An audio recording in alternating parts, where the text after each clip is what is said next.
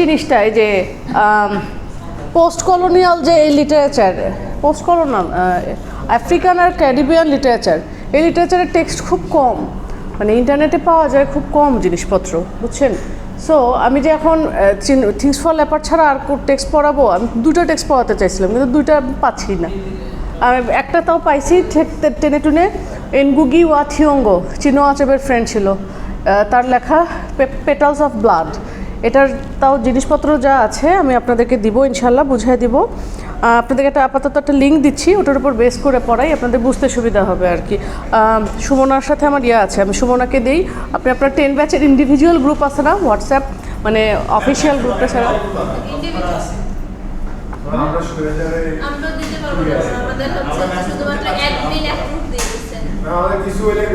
না না, official group না, মেসেঞ্জারে গ্রুপ আছে, একটা লিঙ্ক দিব, জাস্ট ওটা জাস্ট শেয়ার করে দেন মেসেঞ্জারে।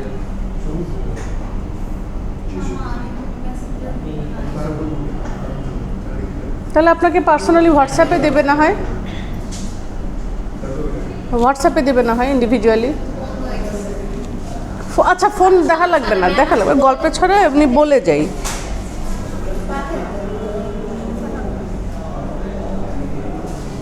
আমি আর এই পেটালস অফ ব্লাড, এই এনগুগি ওয়া থিওঙ্গোর যে টেক্সটটা, এটা মানে ডিটেলস আলোচনা খুব কমই আছে। স্পার্ক নোটস, ক্লিফ নোটস, এগুলো যে ইন্টারনেট থেকে আমি মানে পড়াবো আপনাদের, সেগুলোও নাই। এটা হলো সমস্যা। এটা কাকে দিব? সুমনাকে দিব না?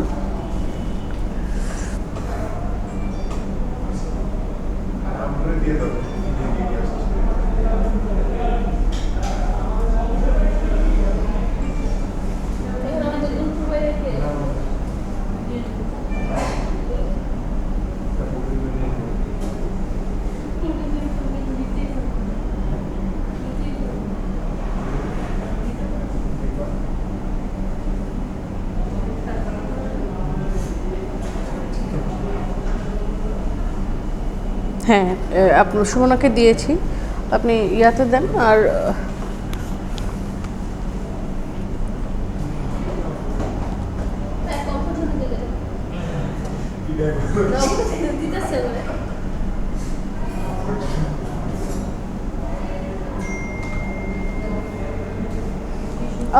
এই জিনিসটা, টেক্সটের নাম হলো পেটালস অফ ব্লাড, মানে রক্তের পাপড়ি। বোঝাই যাচ্ছে এটা হলো রক্তারক্তির ব্যাপার স্যাপার, স্বাধীনতা, দেশপ্রেম, এগুলো আর কি আমাদের সিচুয়েশনের কাছাকাছি যাবে। নোভেলটা লিখেছে, উইকিপিডিয়ার একটা লিঙ্ক দিছি, উইকিপিডিয়া থেকেই পড়াবো, সমস্যা নেই। না আমি বুঝাই বলবো, সমস্যা নাই, সবগুলোই না, সব জাস্ট লিঙ্কটা দিছি, ওটা ওপেন করে।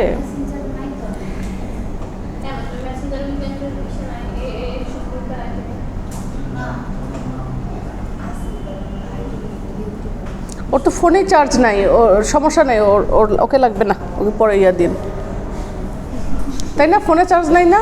ওর নাম হলো হোসনে আরা শ্রুতি না?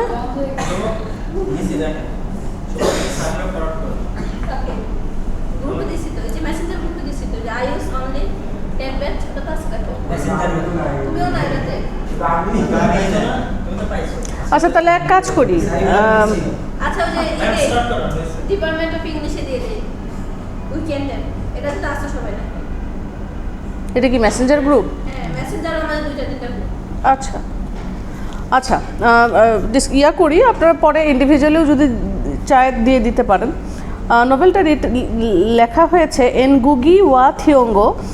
বানানটা হয়তো ওই যে উপরে রেফ দেওয়া আছে, ওগুলোর দরকার নেই, জাস্ট NGUGI, এনগুগি, তারপরে WA থিওঙ্গো। উনি লিখেছেন, উনিও ওই চিনোয়া আচেবে, তো একমাত্র আফ্রিকান সাহিত্যের চিনোয়া আচেবে বলি আমরা, এই লোকও জনপ্রিয়।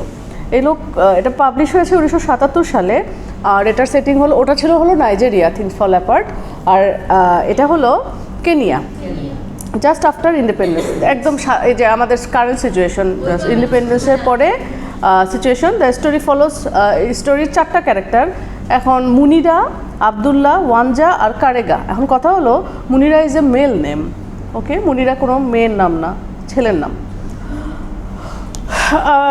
মুসলিম ক্যারেক্টারগুলো তাদের তাদের জীবনগুলো ইন্টারটুইন্ড ডিউ টু দ্য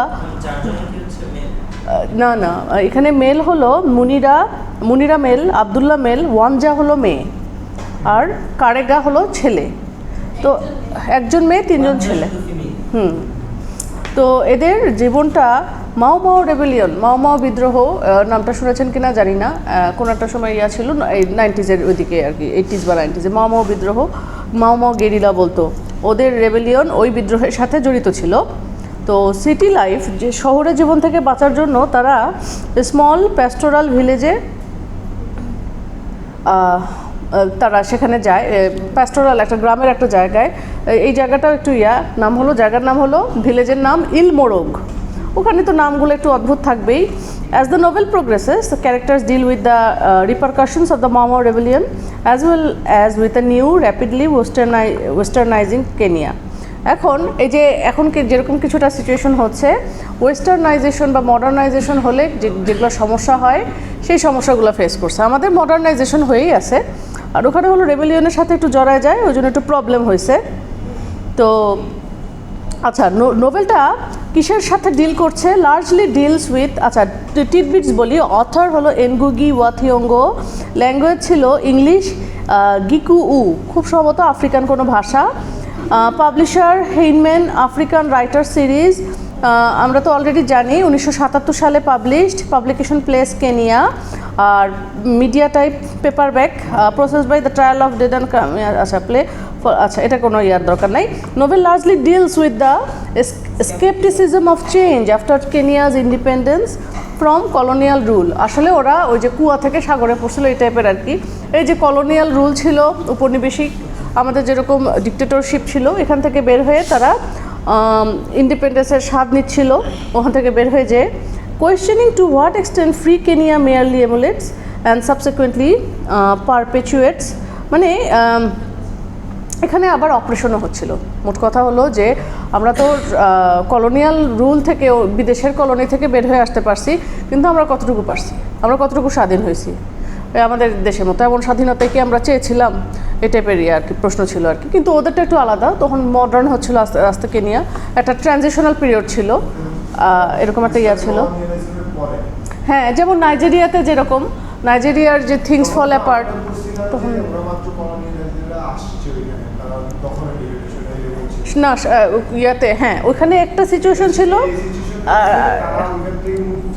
আর এখানে হলো মুক্ত, এখানে মুক্ত, সে এখন কলোনির সময়ের থেকে এখন আলাদা। Other themes include the challenge of capitalism, capitalist যে পুঁজিবাদের যে ব্যাপার স্যাপার, পলিটিক্স, রাজনীতি, অ্যান্ড ইফেক্টস অফ ওয়েস্টার্নাইজেশন, পশ্চিমা সংস্কৃতি অনুকরণ করতে যেই প্রবলেম ফেস করছে এগুলোর উপর। এডুকেশন, স্কুলস অ্যান্ড দ্য মাও মাও rebellion are also used to unite the characters who share a common history with one another. এখানে আবার শিক্ষা ব্যবস্থার সাথেও একটা ব্যাপার স্যাপার আছে মাও মাও রেবেলিয়নের সাথে, সেটা আমরা আস্তে আস্তে দেখব। আচ্ছা, পেটালস অফ, এরপরে হলো ব্যাকগ্রাউন্ড হলো petal of blood was written বা এনগুগিস ফার্স্ট নোভেল ছিল, whilst not in full time education, instead written over a 5-year period, একবারে লেখা হয় নাই, 5 বছরের পিরিয়ডে লিখেছেন লেখক। ইনিশিয়ালি শুরু হয়েছে যখন whilst teaching at Northwestern university in 1970, 1970 সালে এনগুগি ওয়া থিওঙ্গো নর্থ ওয়েস্টার্ন ইউনিভার্সিটিতে পড়াচ্ছিলেন। সেই সময় রাইটার কন্টিনিউ করেছিলেন to work on the novel after his return to Kenya. Kenya থেকে রিটার্ন করার পরে উনি লেখালেখি শুরু করেন। ফাইনালি নোভেলটা শেষ করেছেন ইয়াল্টাতে as a guest of the Soviet writers union. ওইখানে ওই সময় সোভিয়েত ইউনিয়ন ছিল, এখন ভেঙে গিয়েছে রাশিয়ার ওইদিকে। Ngugi was inspired to write the novel as a way of synthesising the notion of post colonial nation and a willingness to portray the agents of social change present in Kenya's change from its colonial past. আচ্ছা, তাহলে ওই ধারণা একটা synthesise, mix up, post colonial nation হিসেবে কেনিয়াকে দেখানো, plus একটা ঐচ্ছিক ইচ্ছা ছিল তার সোশ্যাল চেঞ্জের যে এজেন্টগুলো ছিল তারা কিভাবে কলোনিয়াল পাস্টকে থেকে চেঞ্জ করেছে। Petals of blood was the last of Ngugi's novels to be written first in English. এটা হলো লেখকের একমাত্র মানে সর্বশেষ সাহিত্য বা নোভেল যেটা প্রথম ইংলিশে লেখা হয়েছে। ডিসেম্বরের শেষে 1977-এ এই ইয়াটা I will marry when I want এরকম একটা নাটক লিখেছিল। Ngugi was taken into custody by law enforcement officials and held without charges for questioning, একদম গুম স্টাইল, প্রশ্ন না করার সুযোগ দিয়ে অ্যারেস্ট করে নিয়ে গেছে। According to Patrick Williams, Ngugi was often criticised by detractors for dragging politics into art.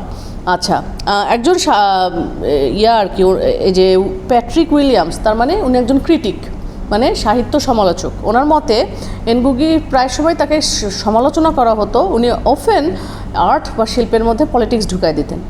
স্বাভাবিক, তাহলে তো ধরে নিয়েই যাবে। Despite the political tone to his novels, including Petals of Blood, Ngugi had avoided government interference until deciding to write his native Giku.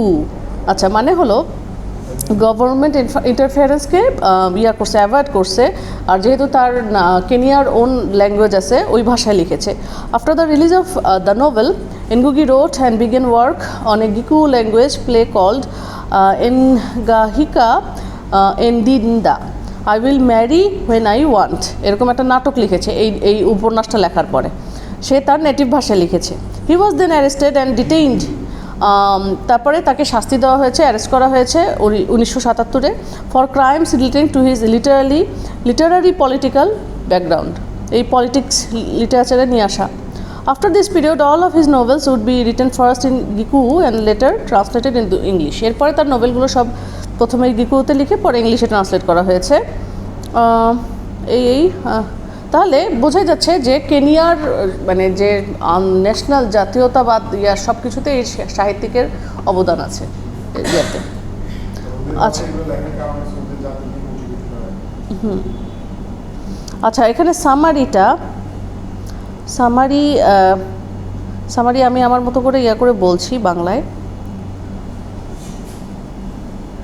সেটা হলো উপন্যাসটার শুরুতে আমরা দেখি যে একটা মানে আগুন দেওয়ার ঘটনা ঘটেছে, অগ্নিকাণ্ডের ঘটনা।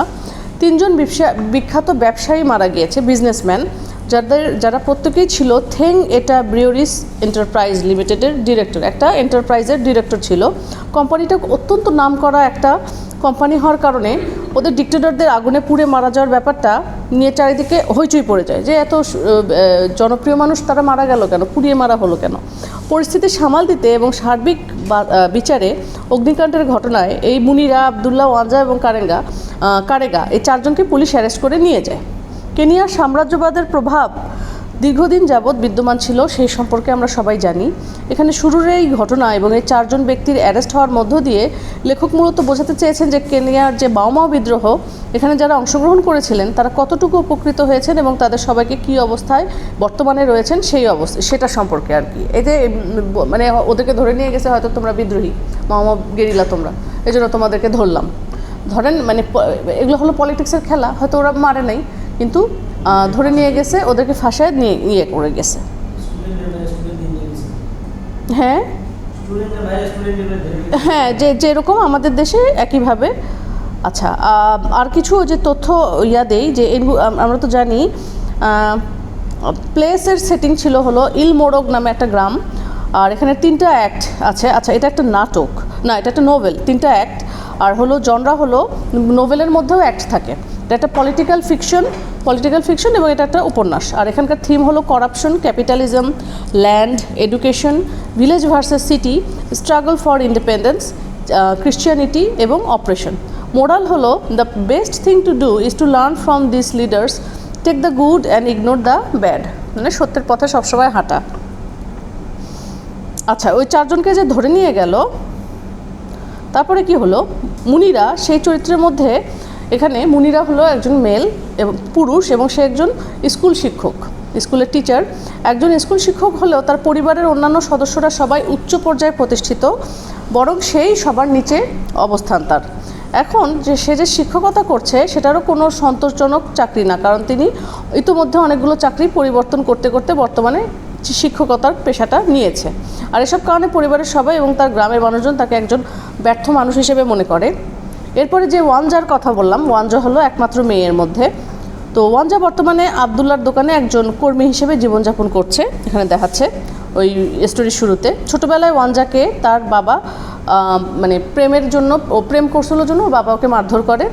তো তাই সে তার বাবার উপর রাগ করে তার বাবার বন্ধুর সাথে আবার প্রেমে জড়িয়ে পড়ে, ভয়াবহ অবস্থা, যার ফলাফল গিয়ে দাঁড়ায় প্রেগনেন্সিতে।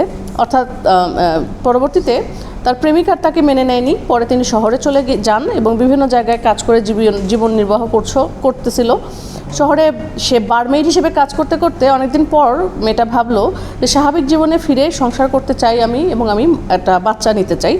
তখন সে ইলমোরগ তার গ্রামে তার দাদির কাছে ফিরে আসলো। তার দাদি ছিল সেখানকার একজন সম্ভ্রান্ত মহিলা। তখন তিনি তার ইচ্ছার কথা দাদির কাছে খুলে বললে তখন দাদি তাকে একজন পুরোহিতের কাছে বা প্রিস্টের কাছে নিয়ে গেল, যে তাকে পরামর্শ দিল যে পূর্ণচন্দ্রের রাতে কোনো পুরুষের সাথে যদি মিলিত হয় সে, তাহলে মা হতে পারবে। চার্চের লোকেরা যা বলে আর কি। সেই কথা রাখতে গিয়ে চাঁদের রাতে সে এই যে মুনির বা মুনিরা এর সাথে রাত কাটিয়েছিল, বাট সেখানে কোনো ফল পায়নি।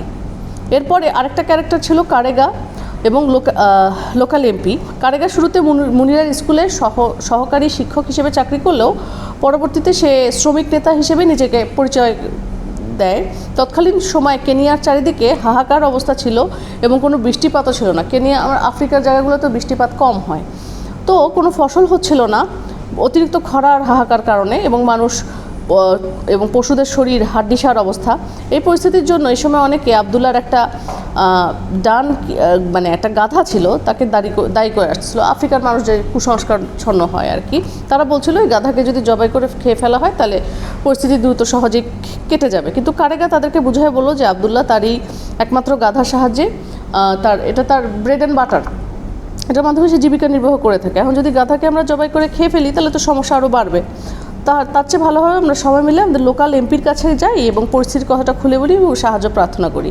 আমি যেহেতু কারেগা এবং লোকাল এমপির কথা বললাম, সেহেতু এমপির কথা এখানে আসতেছে এভাবে। তো সবাই চিন্তাভাবনা করে দেখলো যে ঠিক আছে যাই। পরিকল্পনা অনুযায়ী গেছে তারা, এবং আবদুল্লাহ তার গাধার পিঠে সকলের ব্যাগ সেখানে এগুলো চাপাই দিয়ে সাহায্য করছিল এবং কাজে উৎসাহ যোগাচ্ছিল। এর মধ্যে রাস্তায় একটা হরিণ শিকার করেও তাদেরকে খাওয়া দাওয়ারও ব্যবস্থা করছে। তো কিন্তু হঠাৎ করে আবদুল্লার একটা ভাই ছিল, তার ভাই নাম হলো জোসেফ। সে জার্নির শেষের দিকে প্রচণ্ড অসুস্থ হয়ে পড়ে। তখন সবাই শহরের বিভিন্ন নামি দামি ব্যক্তি ও ব্যবসায়ীর কাছে গেলে সাহায্যের জন্য কেউ চিকিৎসা করার মানে রাজি হচ্ছিল না। শেষ পর্যন্ত একজন বিজনেসম্যান জোসেফের চিকিৎসা করতে রাজি হলো, কিন্তু শর্ত হলো তার সাথে ওই যে ওয়ানজা মেয়েটা, তার সাথে she has to sleep with him এই ইয়ার সাথে। তো যাই হোক, শেষ পর্যন্ত ওয়ানজার সাথে এটার বিনিময়ে জোসেফের চিকিৎসা সম্পন্ন হয় এবং এমপির অফিসে গিয়ে তারা পৌঁছায়। কিন্তু দুর্ভাগ্যবশত গিয়ে দেখলো এমপি অফিসে নেই এবং তাদেরকে পরবর্তী দিন আসতে বলা হলো। সো অলরেডি আমরা বুঝলাম এখানে করাপশন কোন লেভেলে আছে। মানুষ কোনো কাজে ফেভারের জন্য যে কোনো ধরনের ফেভার এরকম নিচ্ছে। সো কেনিয়ার পরিস্থিতিটা মডার্নাইজেশন বা হোক, গ্রামের দিকেও এগুলো কেমন ছিল আমরা অলরেডি একটা চিত্র পাচ্ছি। এরপরে আসছে এমপির সাথে সাক্ষাৎ। পরের দিন সবাই এমপির সাথে দেখা করতে গেল, যে তাদের অবস্থা বলে শোনালো। এমপি তাদেরকে সাহায্য করার জন্য তারপরে এমপিকে গুণগান করার জন্য একটা গান বানিয়ে তাকে গানেও উপহার দিল এমপিকে। কিন্তু এমপি তাদের সমস্যাটা আমলে না নিয়ে বরং বলল চাঁদা দাবি করলো, যেটা আমাদের বর্তমান কারেন্ট সিনারিও। এতে করে সবাই ক্ষিপ্ত হয়ে এমপির সাথে খুব খারাপ ব্যবহার করলো। তখন এমপি তাদের সবাইকে ধরে দিয়ে পুলিশের জেলে পাঠিয়ে দিল, একদম প্রেজেন্ট সিনারিওর সাথে একদম আর কি। পরবর্তীতে এক আইনজীবীর সহায়তায় সবাই জেল থেকে ছাড়া পেল। কিন্তু জেলে যাওয়ার ফলে দেশি বিদেশি বিভিন্ন মিডিয়ার মাধ্যমে সারা পৃথিবীব্যাপী এই খবর ছড়িয়ে গেল যে ইলমোরগ এই গ্রামে দুর্বিষহ দুর্ভিক্ষ দেখা দিয়েছে এবং সেখানে প্রচণ্ড খাদ্যাভাব চলতেছে আর কি। তখন পৃথিবীর বিভিন্ন প্রান্ত থেকে বিভিন্ন দাতব্য সংস্থা এসে তাদেরকে হেল্প করতে লাগলো। এটা একটা মডার্নাইজেশনের একটা পজিটিভ দিক। আমরা যেরকম ফেসবুকের মাধ্যমে মানে যে কোনো ধরনের সোশ্যাল মিডিয়ার মাধ্যমে এখন পারতেছি, তখন এরকম হলো আর কি। তারপরে তারা শহর থেকে ফিরে আসলো।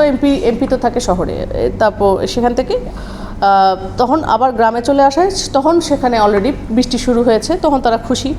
এই বৃষ্টিতে আনন্দ হয়ে গ্রামের সবাই পার্টির আয়োজন করলো এবং সেখানে মদ পান করে নিজেরা চেতনা হারালো এবং ইচ্ছামতো আনন্দ উল্লাস করতেছে। চেতনা হারায় ওই একটা ছেলে যে কারেগা, সে একটা গোপন তথ্য প্রকাশ করলো। সেটা হলো যে সে মুনিরার ছোট বোন, সে তার গার্লফ্রেন্ড, তার সাথে আমার প্রেম চলছে।